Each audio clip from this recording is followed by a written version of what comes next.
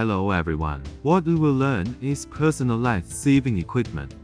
In order to ensure the safety of the ship, crew, and passengers, the operation on board must comply with the relevant provisions of the International Convention for the Safety of Life at Sea (SOLAS Convention), the Manila Amendment to the International Convention on Training, Certification, and Watchkeeping Standards for Seafarers 1978, STCR Convention, and the 2006 Maritime Labor Conventions.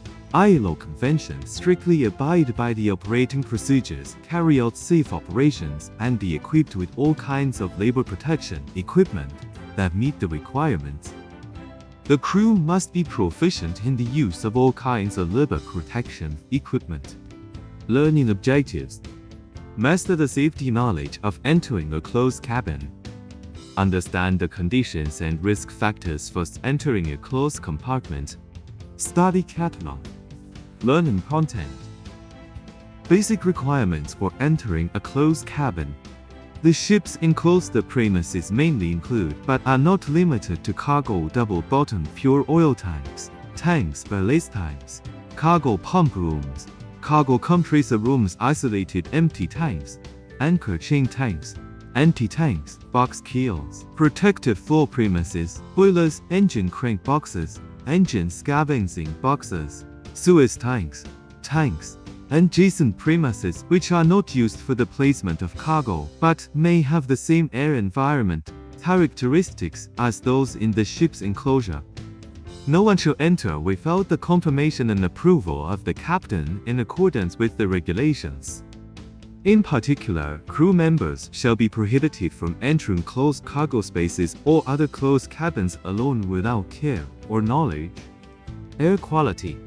The oxygen concentration is always greater than or equal to 19.5% in volume ratio and less than or equal to 23.5% by volume. So concentration of toxic and harmful gases conforms to the relevant regulations of CBZ 2.1 occupational exposure limit. The concentration of combustible gas is less than or equal to 1% of the lower flammable limits LFL. Personnel capacity. The person in charge of the operation shall have sufficient safety, theoretical knowledge, and practical experience in preventing the hazardous operation of hypoxia in the closed premises, and shall be able to make a reasonable assessment of the possibility of the current or subsequent hazards in the closed premises, and approve the worker to enter the operation permit, manage the whole process of the operation. Safety procedure. Closed premises should be identified and evaluated regularly to form a list of closed premises. An emergency rescue plan for hypoxia hazardous operations in closed premises shall be formulated. Safety protection equipment and supplies. The operating unit shall be equipped with gas detection instruments and define the special departments and personnel in charge. When working under special hypoxia hazards, the safety protective equipment provided by the operators shall also meet the following requirements. When there may be toxic or harmful gases, they shall be equipped with corresponding protective clothing and other supplies. When combustible gases may be present, they shall be equipped with anti-precipitated products and portable electrical equipment, the necessary corresponding explosion-proof grade. The population office of the regiment premises where the operation is carried out shall be equipped with necessary teaching assistants and first aid equipment. Preventive management and safety protection measures. Risk assessment. It shall be based on the cargo carried by the ship, the ventilation of the enclosed premises, the coding of the enclosed premises, the shape of the adjacent premises, and other relevant factors. If the closed premises without risk assessment are determined to be in danger of hypoxia, operators shall be prohibited from entering the operation. Safe disclosure. Before the operators other than the ship enter the closed premises, the ship and the operators shall also give each other a safe account of the above contents and clarify the risks and safe operation procedures of entering the closed premises. ventilation, and ventilation. The closed premises that the personnel intend to enter and may not meet the air quality requirements shall be ventilated continuously and effectively to make the air quality of the working environment comply with the regulations until the end of the operation. Air detection. The types and methods of air detection include on-site inspection according to the environmental characteristics of the enclosed premises and the characteristics of the goods carried. Matching and calibrated effective equipment should be used for inspection. Before the air inspection, the ventilation of the enclosed place should be stopped and the measurement should be carried out after the environmental condition is stable. Testing personnel should carry out air inspection outside the closed premises as far as possible, and when they need to enter the closed premises for testing or sampling, they should take safety measures in accordance with the GB 8019 and 58/2006 regulations. Entry preparation. Before entering the closed premises for operation, the operator should check and make sure that the safety equipment is effective. Guardians should be arranged to monitor and make clear the mode and frequency of communication with the operators. Enter the job permit. Before entering the closed premises to carry out hazardous operations due to hypoxia, the operator shall obtain the entry permit approved by the corresponding operator.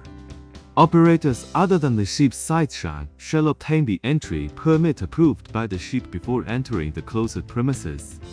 The entry permit shall specify the valid time limit, and the entry permit shall be reobtained if the valid time limit is exceeded. Work safety protection. The number of operators should be counted when entering the enclosed premises. Warning signs and cordon lines should be set up at the entrances and exits of closed premises that are working to prevent unrelated persons from entering. In the course of operation, the guardianship personnel should not leave the entrance and exit all the time, and should contact the operators at any time in accordance with the prescribed mode of communication. When the operator cannot be reached beyond the agreed time interval, the person in charge of the job should be reported immediately. If changes in air quality may occur in the course of operation, the air quality should be continuously tested. During the operation of the closed premises, the operator should not leave the working phase without authorization, and if the working tools and other articles fall into the area outside the working phase, they should not enter the closed premises without authorization to pick them up. End of assignment. When leaving the enclosed premises at the end of the operation, the number of people should be counted. After ensuring that all operators evacuate the closed premises, the closed premises should be locked and the person in charge of the operation and relevant personnel should be notified. Emergency rescue and exercise requirements. Emergency rescue. When there is a dangerous or abnormal situation in the operation of the closed premises, the personnel should stop the operation immediately and scatter it quickly. Emergency personnel assess the situation at the scene to ensure that no one on the scene should enter the premises until they can safely enter the enclosed premises for assistance. Only well-trained and well-equipped emergency rescue personnel are allowed to engage in rescue work in closed premises. Emergency rescue personnel should wear self-contained air respirators and should not wear filter anti-red masks to enter the enclosed place to carry out rescue. Operators who have suffered from hypoxia should immediately carry out on the spot rescue in the fresh air and contact the medical unit as soon as possible for further rescue and treatment. Question card guide.